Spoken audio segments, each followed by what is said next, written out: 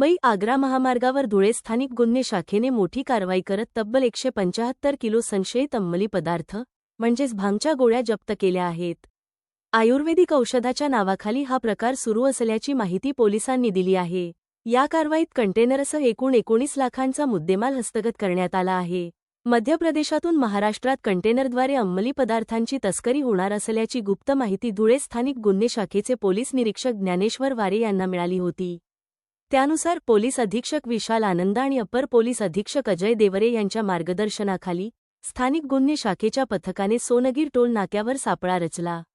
पोलिसांनी MP09 GG 3199 या क्रमांकाचा कंटेनर अडवून तपासणी केली असता त्यात 4 लाख रुपये किमतीच्या सनन पाचक वटी नावाच्या भांगच्या गोळ्या आढळून आल्या. हा साठा तब्बल 175 किलोचा आहे. पोलिसांनी कंटेनर आणि मालासह 19 लाखांचा मुद्देमाल जप्त केला आहे. या प्रकरणी चालक मोहम्मद साबिर खान, इंदूरची कंपनी मेहता आयुर्वेदिक संस्थान आणि अहिल्यानगरचा खरेदीदार इरफान शेख यांच्यावर सोनगीर पोलीस ठाण्यात गुन्हा दाखल करण्यात आला आहे. ही कारवाई सपोनी दीपक रोके आणि पोलीस अंमलदार सतीश जाधव, राहुल सानप, आरिफ पठाण, शिरीष भदाणे व सिद्धार्थ निकम यांनी केली आहे.